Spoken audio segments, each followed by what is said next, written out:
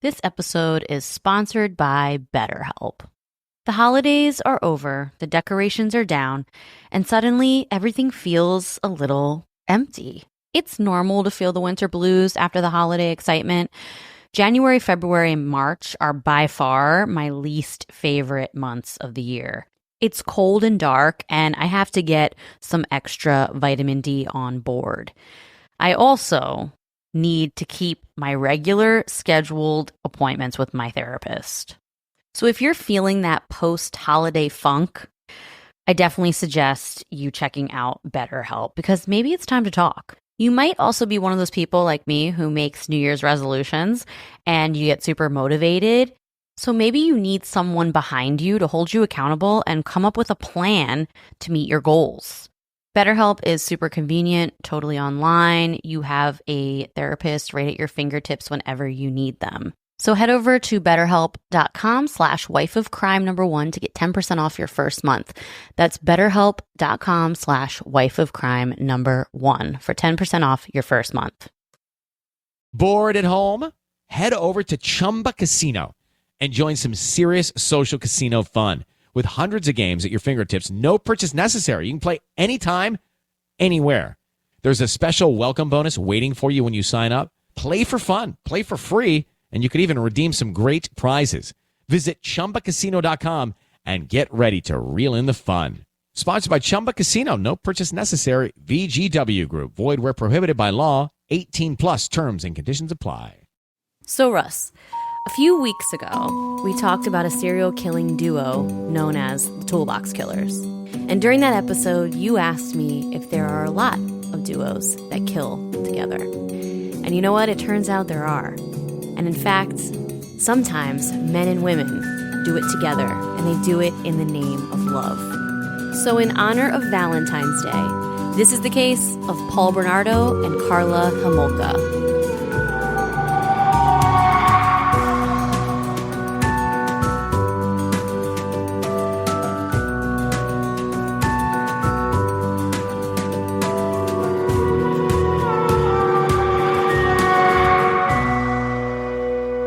What's up, folks? Welcome back to Wife of Crime. It's Russ. If you didn't vote for me, hashtag vote for Russ. Jess is back telling me a story. Hey everyone, welcome back to our true crime podcast. Every week I tell my husband Russ my favorite true crime stories, and he reacts to them. He knows nothing about true crime, and he always comes here not knowing the story I'm about to tell him. But I usually profile it pretty well. Yeah, you do actually. You do profile it pretty well. I'll give you that. I appreciate you agreeing with me for the first time in 3 years. So yeah, this week is, what week is it, Russ? It's the week of love. It's Valentine's Day. The holiday made up to put pressure on people to go out in overpacked restaurants and wait 35 minutes to be seated, and then drive home in your minivan covered with Cheerios back to your children. Yep, it's Valentine's week, people. That sounded so romantic. We don't really celebrate Valentine's Day like that. Like, we're not big into it. I mean, we've hung out a few times on Valentine's Day and like done dinner and stuff. But this year, we bought ourselves. We share money, so it doesn't matter. But we bought a gigantic TV. Oh yeah, I got last a good week. TV, and I've been playing Call of Duty and 2K all week. Yeah. So that was our Valentine's gift. And you know, even though we don't celebrate Valentine's Day, but like we go out, we buy stuff. Yeah, we don't have kids, so we have the freedom to do it all the time. Yeah, I got the puppies. So, in honor of Valentine's week, I decided let's just go against the grain and talk about some really messed up killer couples or, you know, messed up toxic relationships. Because why not ruin Valentine's Day by talking about that? A couple that kills together stays together until they go to jail, and then they're separate. Yeah, exactly. Well, it kind of inspired me to look up this couple because in true crime news lately, this has been an ongoing story since, I think, like September of last year. So there's this woman named Lori Vallow, and her new husband, Chad Daybell. They are now living in Hawaii, but this woman's children, she has 2 kids, a 7-year-old autistic boy and a 17-year-old girl, have been missing since September. No one knows where they are. Their own family has no idea where they are. The woman told people that they were like at an aunt's house in Arizona. The kids aren't there. Does she have an aunt in Arizona? She does, but the kids weren't there. People think she didn't think that they would check. Yeah, so they ended up, this couple runs off to Hawaii. Their family has no idea where these 2 missing children are. And they haven't been arrested yet, which I don't understand. Like, I have an idea. Hmm. If I think it's guiltyable, we could round them up into a citizen's arrest and we could book them. I don't know. Can you do that? There's a such thing as citizen's arrest. I don't know how it works. Yeah, I don't know how it works. But either. It's probably arrest them at your own risk because you might get punched in your face or stabbed. Maybe. Well, they definitely seem like total scumbags. So they've had like 3 deaths connected to them in some way. And now these 2 children are missing. And even the siblings of the 2 kids, like the older siblings. They got more. Yeah, they're like begging their mom. Like they're older. They're like out of the house and married and stuff. This guy gets on YouTube and is literally begging his mother on YouTube. Like, where are my brother and sister? Where are they? Why won't you tell anyone where they are? So like 2 days ago, I guess they found the 17-year-old girl's cell phone in Hawaii with the parents. And these people are still not arrested. So I don't know how this is going to turn out. I'll keep you guys updated. I've been following it pretty closely. I'll post stuff about it because this case is getting crazy. But what it seems to me like is you can't arrest someone until you find the body very often. Yeah, I don't know. Because how can you arrest someone for someone's death if they ain't dead? Well, my issue is they were court ordered to bring their kids to court in like Indiana or Arizona or some state, and they never showed up. So if you're ordered to appear in court and you don't come, isn't there a warrant put out for you or something? I don't know, but that's like when I got a speeding ticket in Florida. So now I don't go back because I might get arrested because I don't respond. I just kidding, Florida. I paid the whole thing. Shit. Try snitching on myself. Well, this story inspired me to do this week's episode. I thought it would fit in well with our Valentine's week. That's not the story? No, that's just the local true crime news this week that inspired me to do the one I'm about to tell you. Well, not local. That's the recent not local. current event. Yeah, current event. That's not in the Bronx. No, not local. Sorry, I didn't mean it. But this story that I'm about to tell you is an oldie and super messed up story about a couple that terrorized parts of Canada, and their names were Paul Bernardo and Karla Homolka. And people who are into true crime have definitely heard this story before because this is like something that's just crazy. And the fact that these 2 super sick individuals, it's crazy how these 2 super sick people found each other with all the options out there. How did they find one another out of anyone they could have been with? Because, like in the previous 2 episodes, things that have been brought up 2 times, the shit floats to the top. And then the 2 poops meet. And it's 2 shitheads together. And the crazy thing about this is another bad thing in Canada. I think we had something recently. I always feel like good things happened in Canada. Yeah, Mark Twitchell. Well, this is another Canadian story. For all of our Canadian listeners. We have a bunch of Canadian listeners. So. Damn, guys, I thought it was nice over there. So I'm going to tell you the story of Paul. Besides the shitty weather. I don't think it's that shitty. It gets cold. Anywhere where it gets below 50 degrees is a shitty place to live. We live in New York and it gets below 50 degrees. It's shitty to live when it's cold. All right. Well, I'm going to tell you the story of Paul Bernardo and Karla Homolka and their incredibly toxic relationship. Happy Valentine's Day. So on June 29th, 1991, a couple by the name of Paul and Karla would exchange vows in the most 90s-esque wedding ceremony you've ever seen. Like picture... Listening to Kurt Cobain playing hacky sack in grunge pants? No, like picture Guns N' Roses November Rain music video. I'm talking like Karla was decked out in her bleach blonde hair, overly teased, teased up hair with bangs, giant puffy sleeved wedding dress. And one of the most... that's the elf. That was your mom's wedding dress. I saw a picture. Aw, leave my mom alone. She had big hair. Everyone had big hair back in the 90s and 80s and 90s. The hair is much more toned down now, and it looks very nice, Carrie. I'm sorry. So anyway, she had the puffy sleeved wedding dress, and an incredibly hideous veil. This veil is probably one of the most hideous veils I've ever seen. And she seemed like a picturesque, innocent, blushing bride. But little did their friends and family know these two scumbags were keeping a dark and disturbing secret. While planning this god-awful dream wedding, the pair was also kidnapping, raping, torturing, and killing teenage girls, which they would document in horrendous home videos. I bet they owned a white van. They didn't. They would later be dubbed the Ken and Barbie killers. Eye roll. Giant eye roll. Because of how attractive they were. They pretty much looked like the epitome of 90s royalty. So, if it wasn't bad enough, it would later be discovered that the pair's first victim was actually Karla's own little sister. Oh, damn. Tammy Homolka. That's so heartless if you hurt people you love. Yeah. Or, well, I guess you don't love them. But Well, exactly. So I'm going to tell you all about how they met, their toxic relationship, and their crimes. And I'm going to ask you a question at the end and see if you can profile Karla Homolka. Okay?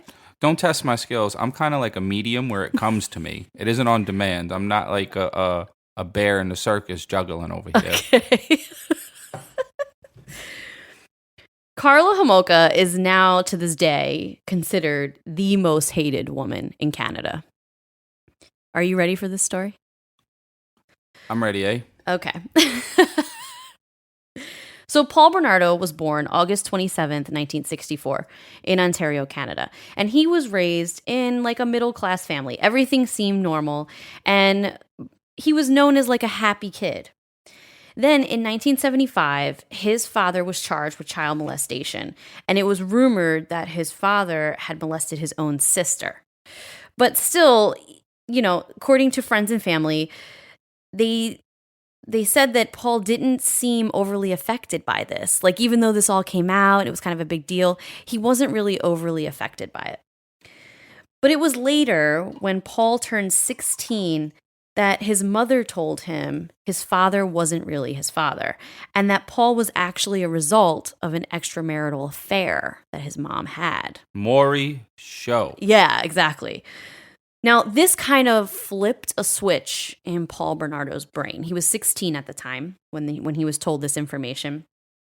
And this totally flipped a switch in his brain, and he began to hate women. And he hated women, and he really hated his mother, but it transcended into hating all women. I could see why. You were deceived. You're not who you thought you were. I mean, I wouldn't have hated all women, but I could understand why someone would be mad. Be very, very upset. Yeah, definitely. But he began to hate women. So he would often refer to his own mother as a slob and a whore, and he said he hated her. And this carried over into his dating life and subsequent relationships when he dated in college. He would often humiliate and beat the women he dated. And he was really good looking and charming and manipulative. So he would start dating these women and get them hooked and make them feel like they can trust him. And then after a little while, he would flip the switch and become super abusive and call them names and beat the crap out of them. Damn. So now, starting in May of 1987, Scarborough, Ontario would be thrown into a state of panic over a rapist on the loose.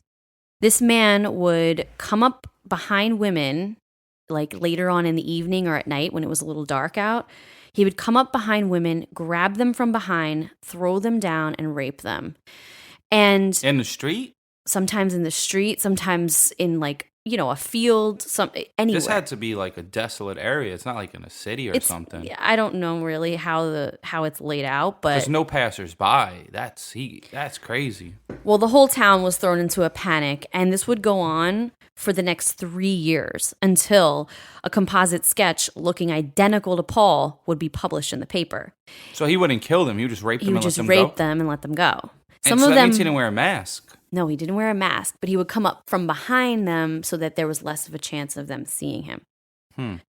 So now this composite sketch gets published in the paper, and people start calling because it looked identical to Paul. So people start calling the police and giving tips. They end up bringing Paul in for questioning twice, but no one ever charged him. They even took DNA samples, but the DNA samples sat on a shelf in the precinct, and no one tested them. So I haven't bothered taking them. Exactly. So over a 5-year span of time, Paul would rape and attempt to rape 19 women, ages 15 to 21 years old. Some would successfully fight him off, though, and some would not. But that same year that the rape started, in 1987, Paul, who was 23 years old, would meet 17-year-old Karla Homolka in a hotel restaurant. Now, 17 and 23, that's like a 6-year difference. It's not too much. Like, me and you are 4 years apart. But when you think about... I know, you're older than me, but it's okay. Shut up. I'm not older than you. But when you think about the difference between a 17-year-old's mind and a 23-year-old's mind, I feel like it's a bit of a jump. You know what I mean? Yeah, when you're like young, 6 is a lot, but like when you're an adult, 6 is nothing. Yeah, exactly. So they met in this hotel restaurant. Karla was an aspiring veterinarian, and she was in town where he was living for this convention, for this like veterinarian convention. So her and a friend were eating at a hotel restaurant, and all of a sudden, a dirty, blonde-haired, blue-eyed, 6'1", well-built Paul Bernardo walks through the door. Sounds like me. Paul immediately noticed Karla and approached the two girls sitting at the table. He charmed her right away. And after the two spent a few hours together, it was like love or lust at first sight. Later that night, they would end up in Karla's hotel room, and they had sex.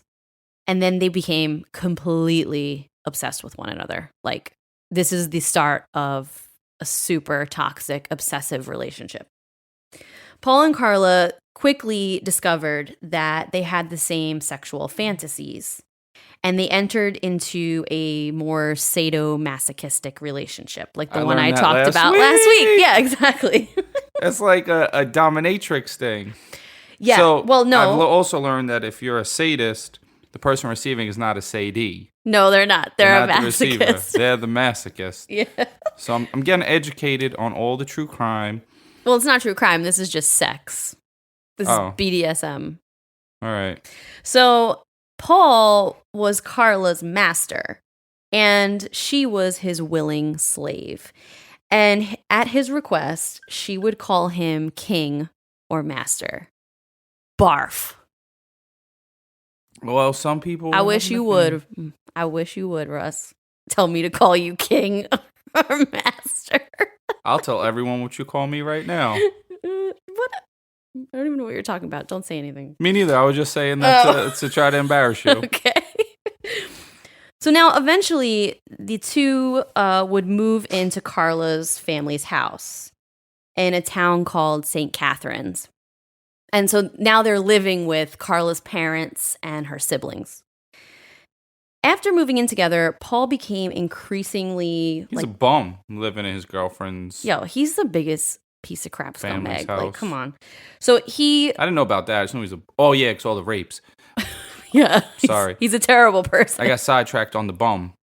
Yeah. So after they moved in together, Paul became increasingly preoccupied and angry about the fact that Karla wasn't a virgin. Like, which is so stupid to me. Like, you are now living with her in her house and you want to constantly berate her and humiliate her and yell at her and beat her about the fact that she wasn't a virgin when you met her, which, I mean, come on. He knew that already. Exactly. So he began, verbally and physically abusing her. And simultaneously, he became more and more enamored and a little obsessed with her younger sister, Tammy, who was only 15 years old. Paul says that Tammy has what Karla could never give him: virginity. So Karla desperately wanted to please Paul.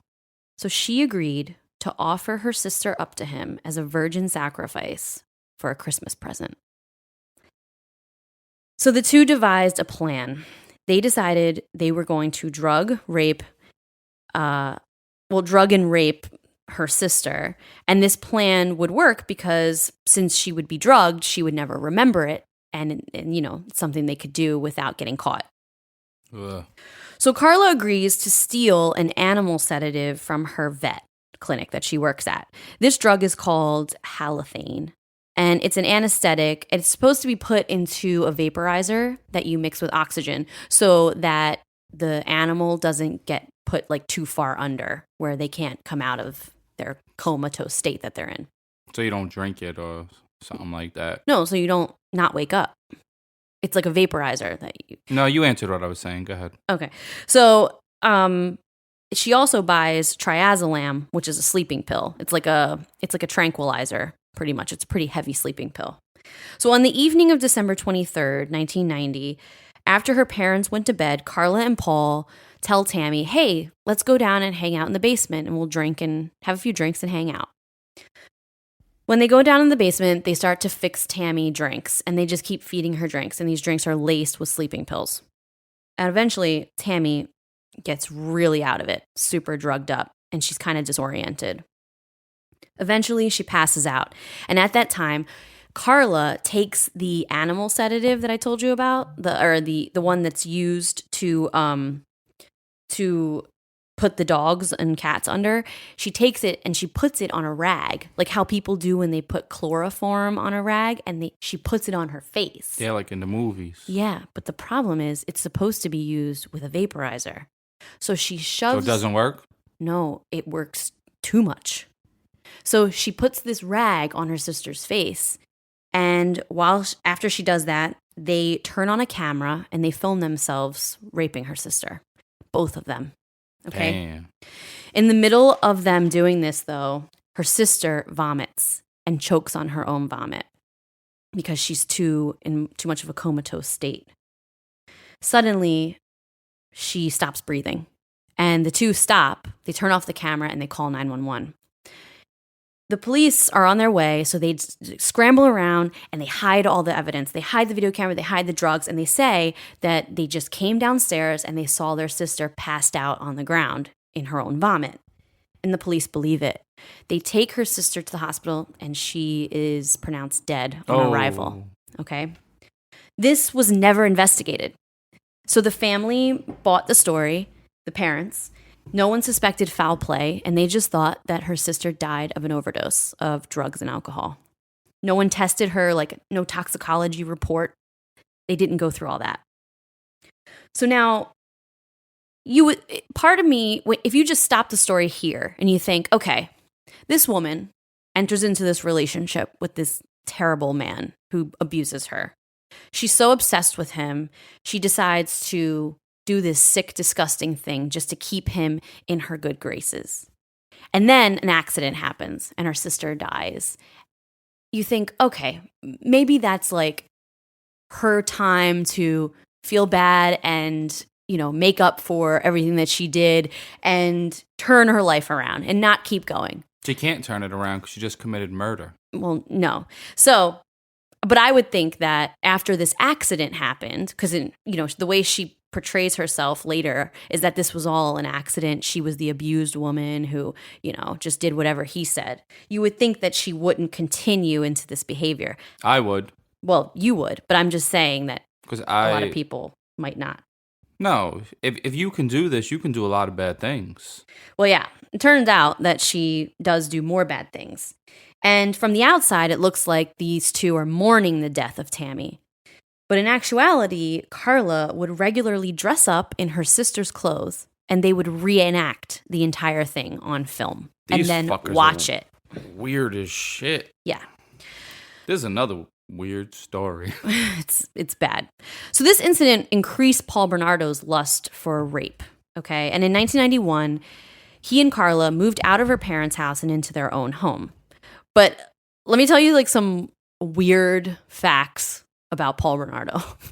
He was an aspiring rapper. Oh my God. If anyone sees a picture of him, I looked it up while we were here. Come on, bro. And this is not a joke. See B-Rad from freaking Malibu's Most Wanted, but like... He definitely is. He definitely is. His favorite rapper and the one he idolized was Vanilla Ice. Ugh. I could see it. He wanted to be just like him. He also claimed that his Bible was the novel American Psycho by Bret Easton Ellis, which inspired the movie Christian Bale is in. Remember the movie American Psycho with Christian Bale? Yeah, I've seen parts of that. Yeah, well, the book apparently is way more fucked up than the movie. And he claimed that this was his Bible. So this dude is just super weird and messed up. So after moving in together, Paul continued as the Scarborough rapist. And now he's to the point where he would come home and just tell Karla. Yeah. She's like, oh, where were you? He comes home and he's like, oh, I just raped a girl. Like, it was like an open conversation that they would have with one another. Wow. Later that year, Karla befriended a girl at her work. And to this day, this girl remains anonymous. She goes by Jane Doe. Her name has never been released. The two would go shopping together all the time and go out to dinner. And then one day, Karla invited her back to her house for dinner and drinks. And when she came back, Jane Doe would be drugged and raped, and they would film the entire thing. But Jane Doe didn't die. She stayed alive. She woke up the next day, confused, disoriented, and sore, but had no idea what happened the night before. And then they let her go. And this girl would be at their wedding a few months later. Wow. Which is crazy. I mean, she didn't know what happened. Yeah, she had no idea what happened, but it's all on film. They filmed it. So now, the wedding that I told you about in the beginning, on June 29th, 1991, that happened. And on that same day that this hideous 90s extravaganza of a wedding occurred, a couple was canoeing in Lake Gibson. And they discovered multiple concrete blocks with body parts sticking out of them. Okay, like a dismembered body with like a hand and a foot sticking out of these concrete blocks. Now, the remains, they called police immediately, and the police, did an autopsy or, did an ID for the remains. And they belonged to a girl who was only 14, and her name was Leslie Mahaffey. She had gone missing a week before. The two kidnapped her in a church parking lot and tortured her over the course of a few days and filmed it. Then, less than a year later, in April of 1992, they struck again, this time kidnapping 15-year-old Kristen French. Her body was discovered in a ditch in a very, very rural area on the side of the road. Her head was partially shaved. She had multiple cuts and bruises and cigar burns all over her body. So police, after the second body was discovered, police quickly connected the two murders. And they enlisted the help of an FBI profiler to come and make a profile for this killer. Yeah.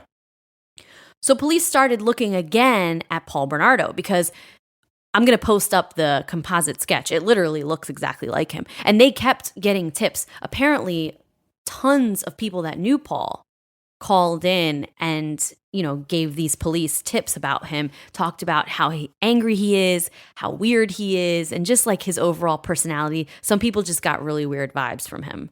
So the police started looking into him again. In 1993, police finally tested the DNA that they got from him, and they linked Paul to multiple rapes, and he was arrested. Wow, it took that long. Took that long. Because it started, he started this in 1987 when he started raping these women. So now Karla, once Paul got arrested, Karla quickly lawyered up and she entered a plea bargain in exchange for testimony against her husband. She testified that Paul had raped at least 30 women. And she painted herself, like I said, as this abused woman, coerced into these horrible acts. And it was her sick husband's fantasies, and she was brainwashed into helping him. I hate that bullshit. I know. And she was sentenced to 12 years. She's probably out in like 7. Well, she was sentenced to 12 years in jail.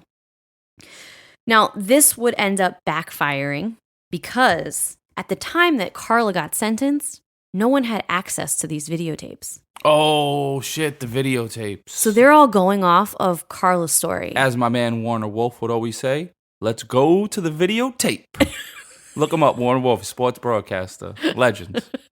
Well, no one had access to these tapes, and Paul knew where they were. Paul told his lawyer, I have a suitcase full of videotapes in the basement, and they show Karla as being equally involved in these rapes and murders as me. Like, it wasn't just me doing it all. So now he's just being spiteful because he's still going to jail for life. He's like, if I'm going, you going too. Well, she quickly agreed to testify against him. So at this point, they're being spiteful with each other, going against each other. So now Paul's lawyer, the first lawyer, kept the tapes from police. But then the second lawyer, Paul, I guess the first lawyer might have quit or got fired. I don't know. But his second lawyer turned those tapes over to police immediately. And when he did, it would all come out in the media that Karla was equally as involved. But she was already sentenced to 12 years. So there was nothing they could do about it. Oh, shit. You can't, like, re-sentence her. You can't adjust the sentence according to the crime? No. So her sentence... But the sentence was wrong. She got convicted for less, but she did more. She entered a plea deal. She had a plea bargain. There was no turning back at that point. And this caused, so you find further evidence, you can't change things. No. Because, I mean, I don't know how the Canadian legal system is, but this caused, like, public outrage. When people found out that this woman had painted herself this way, and then, in fact, she was equally as involved in all of these crimes and committing them. I mean, she was raping these women, too. Wow. And she was filmed doing it. So this totally backfired. And the tapes were played at trial. The jury had to watch them all. Okay. And at the trial, her family was in the courtroom, and the tape of their daughter, her little sister, got played. Oh my God. And her family found out there that she was responsible for her sister's death, their daughter's death. It was awful. So now, Karla Homolka would stay in jail for 12 years, never being convicted of a single sex crime or murder. So she's not considered a sexual predator. She's not on the sexual offender registry, nothing. Paul would receive life in prison. And in 2005, Karla would be released. She was forced to undergo multiple psych evaluations, but in the end, she was released after doing her time. She served 12 years. Now she probably got a new boyfriend and everything. Tricking someone else. So this caused so much, like, even after she was released, I mean, the day that she got released, it was like an uproar in Canada. Listen, and if you could get a Canadian mad, you did something bad. That's true. They're the nicest people. Yup. They're so nice in Canada. There's probably one nasty motherfucker right now, like, don't you call me nice, eh? No, they're so nice there. They really are. Nothing like New Yorkers. No. I mean, even Drake is nice. That's true. Yeah.